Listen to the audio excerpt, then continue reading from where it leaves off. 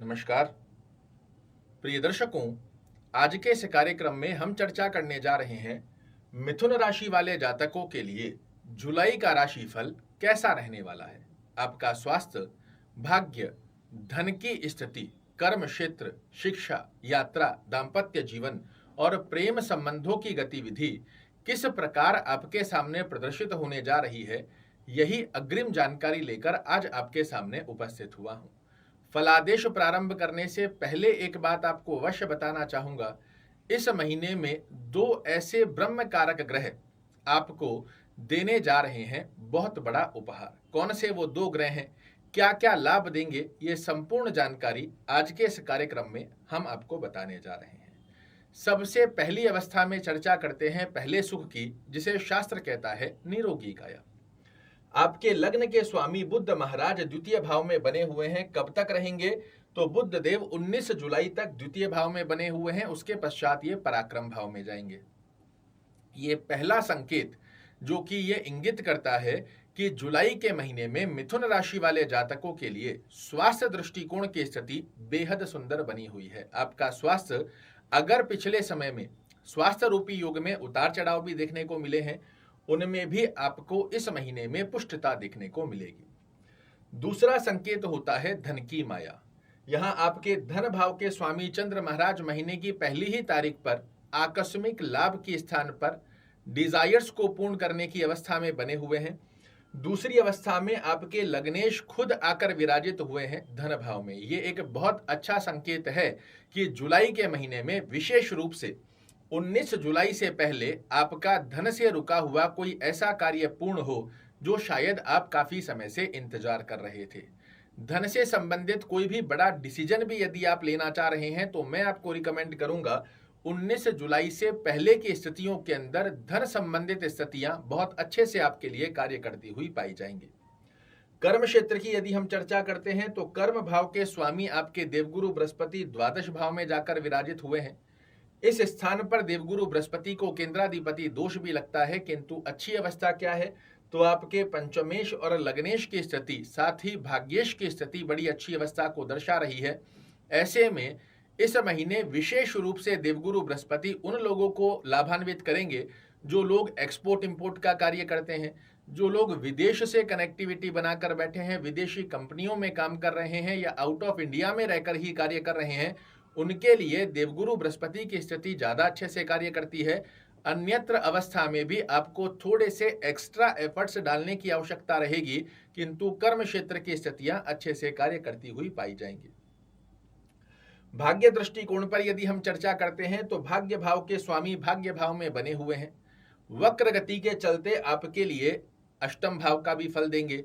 तो भाग्य भरोसे इस महीने थोड़ा आपको ज्यादा विश्वास नहीं रखना है। अपनी कर्म दक्षता के ऊपर यदि आप विश्वास करते हैं, शुक्र महाराज आपके लग्न में बैठकर आकस्मिक लाभ की स्थितियों को निर्मित करेंगे। देवगुरु बृहस्पति की स्थिति द्वादश भाव में बनी हुई है, तो साथ में ही बुध महाराज धन की स्थितियों में बने हुए हैं।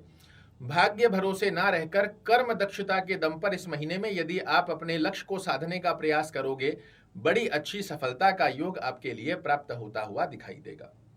विद्या दृष्टिकोण की स्थिति पर चर्चा करते हैं तो विद्या भाव के स्वामी शुक्र महाराज लग्न में विराजित हैं। इसे बड़ा अच्छा माना जाएगा।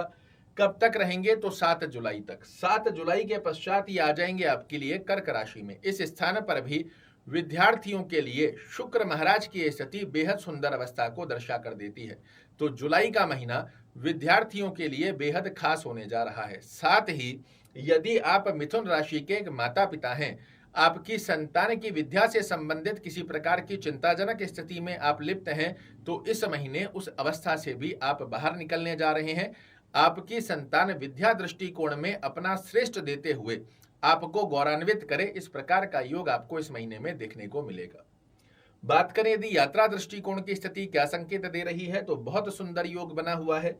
आपके द्वादशेश लग्न में आकर विराजित हुए हैं और कर्मेश जाकर द्वादश भाव में विराजित है। अगर आप व्यापारिक यात्रा कर रहे हैं इस महीने में, पूरे महीने में व्यापारिक यात्राएं आपके लिए बहुत अच्छी रहेगी। फिर भी मैं आपको रिकमेंड करूंगा, जब शुक्र महाराज धन भाव में आ जाएं, अर्थात 7 जुलाई के पश्चात आप व्यापारिक यात्राएं करते हैं, ये आपके लिए बेहद अच्छी अवस्था का योग बना कर देगा। धन से संबंधित स्थितियों को आपके पक्ष में लाकर खड़ा करने की बाध्यता लेता है।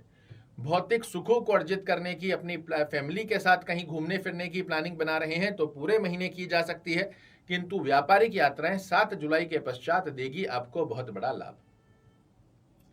दाम्पत्य जीवन की स्थिति पर यदि हम चर्चा करते हैं तो दाम्पत्य भाव के स्वामी देवगुरु बृहस्पति द्वादश भाव में जाकर विराजित हुए हैं। इस स्थान पर आपके पार्टनर के साथ में हो सकता है कि उनकी थोड़ी व्यस्तता के चलते आप में अंडरस्टैंडिंग रिलेटेड इशू देखने को मिले, तो उसे थोड़ा सा ध्यान रखना है और अपने पार्टनर के स्वास्थ्य का ध्यान रखना, खान पीन का इत्यादि का ध्यान रखना भी आपके लिए आवश्यक रहेगा। अन्यथा छोटा मोटा स्वास्थ्य रूपी योग में उतार चढ़ाव और अपनी बिजीनेस के चलते आपके पार्टनर के साथ में आपके मनमुटाव देखने को मिल सकते हैं, तो उसे बैलेंस करना आपके लिए आवश्यक रहेगा। प्रेम संबंध की स्थिति पर यदि हम चर्चा करते हैं तो इस महीने जितने भी लोग रिलेशनशिप में लिप्त हैं उनके लिए यह महीना बहुत खास रहेगा। आपके पंचमेश पहले लग्न भाव में विराजित हैं 7 जुलाई तक, उसके पश्चात ये द्वितीय भाव में आ जाएंगे, तो ये आपके लिए रिलेशनशिप की अवस्था को बहुत अच्छे स्वरूप में दर्शाकर देने वाला है। शुभ दिवस की यदि हम चर्चा करते हैं तो कोई भी बड़ा कार्य यदि आप इस महीने में करना चाह रहे हो, प्रयास कीजिए बुधवार, गुरुवार और शनिवार के दिन किया जाए। इन 3 दिनों में किया हुआ कार्य आपको निश्चित रूप से सफलता की परसेंटेज में बहुत अच्छी वृद्धि कर देता है। शुभ रंग की यदि हम चर्चा करते हैं तो सफेद रंग, हरा रंग, काले और नीले रंग का जितना ज्यादा आप अपने आसपास के वातावरण में प्रयोजन करते हो, ये एक सकारात्मक ऑरा आपके लिए क्रिएट करता है जो कि दिलाएगा आपको सफलता। शुभ अंक की यदि हम चर्चा करते हैं तो 2, 3, 6, 7 इन अंकों का सिंगल डिजिट में या फिर टोटल के मूलांक में आप एक बार प्रयोजन कर देखिए, ये नंबर बन जाएंगे आपके लिए लकी चार्म।